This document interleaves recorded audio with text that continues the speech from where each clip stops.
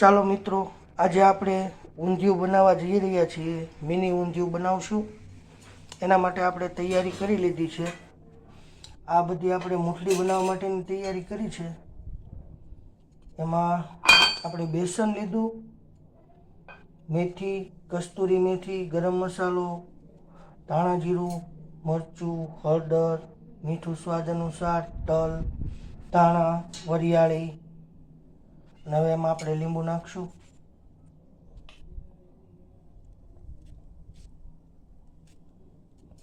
તેલ નાખશું.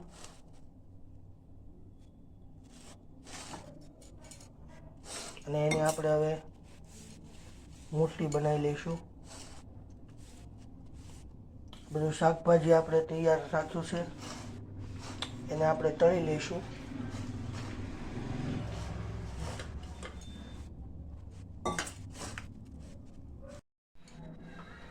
આપણે મુઠડી બધી બનીને તૈયાર છે. હવે આપણે તેલ ગરમ કરવા મૂકી દીધું છે. તો બધું શાકભાજી આપણે એમાં ફ્રાય કરી લઈશું.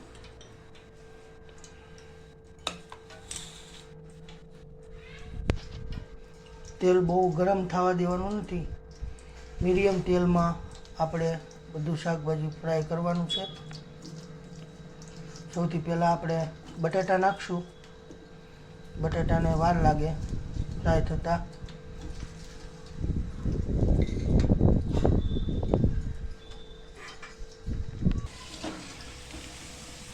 બટાટા આપણા હાફ કૂક થઈ ગયા છે. એની ભેગા આપણે શક્કરિયા નાખી દઈશું.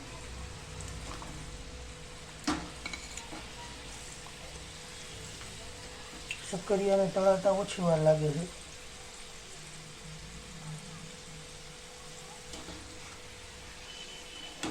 તો બટાટા અને શક્કરિયા ઓલમોસ્ટ ફ્રાય થઈ ગયા છે.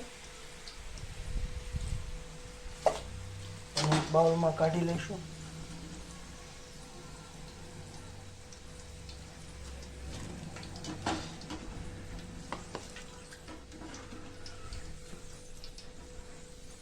હવે વાલોળ નાખશું. એને પણ આપણે મીડિયમ આંચ ઉપર ફ્રાય કરશું.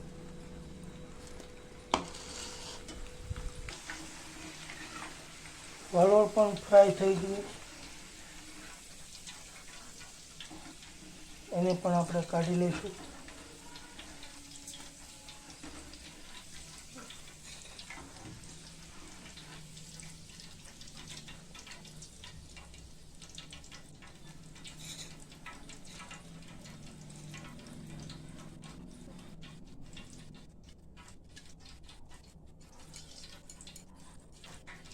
હવે આપણે મુઠડી તળી લઈશું.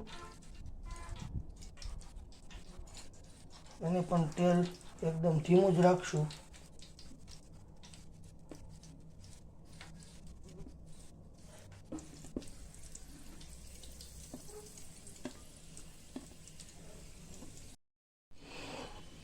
આપણે મુઠડી તળાઈને હવે તૈયાર છે.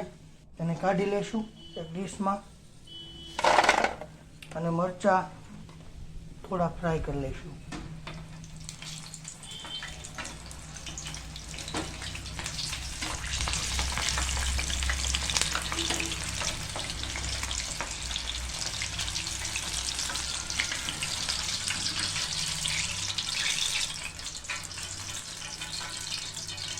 મરચાં પણ આપણે તૈયાર છે. હવે આપણે વઘાર માટે કુકરમાં તેલ લઈ લીધું છે. આપણે એમાં હળદર અને પછી સૌથી પહેલાં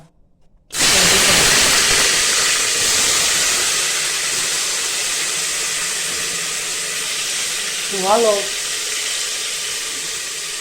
તુવેર આપણે નાખશું એમાં. આ બે વસ્તુને આપણે ફ્રાય નહોતી કરી એટલે એને સૌ પ્રથમ આપણે વઘારમાં લઈ લઈશું.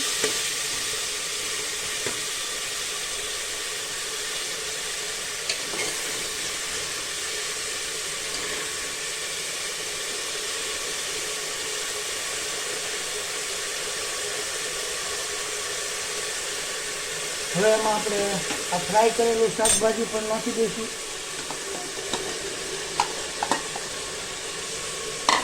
બટાટા, શક્કરિયા, વાલો બધું બરાબર મિક્સ કરી દઈશું. હવે એમાં આપણે મસાલા કરીશું. લાલ મરચું, હળદર અને ધાણા જીરું.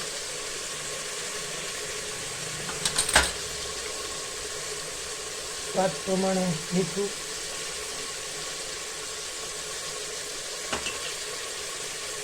આ બધું બરાબર મિક્સ કરી લઈશું.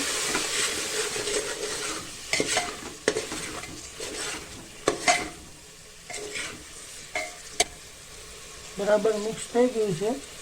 હવે એમાં ખાંડ નાખશું આપણે થોડું ગળપણ માટે. ગુજરાતી લોકો ગળપણ વગરનું શાક ખાતા નથી.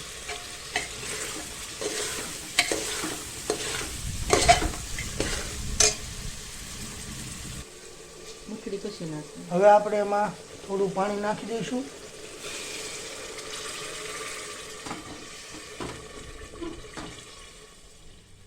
જરૂર પ્રમાણે. અને કુકરને બંધ કરી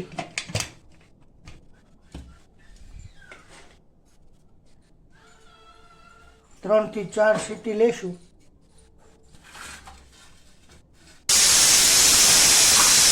આપણે સીટી થવા લાગી છે.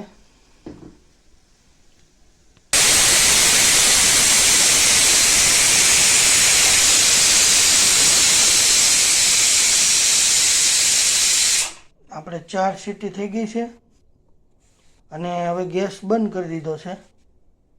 થોડી વાર એને આપણે એમ જ રહેવા દઈશું. આપણું શાક ઓલમોસ્ટ ચડી ગયું છે.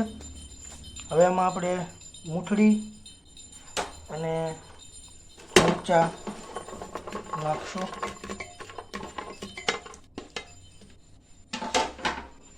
બરોબર મિક્સ કરી લઈશું.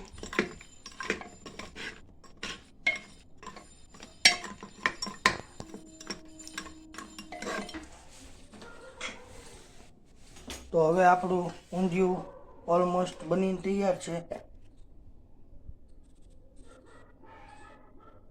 જુઓ.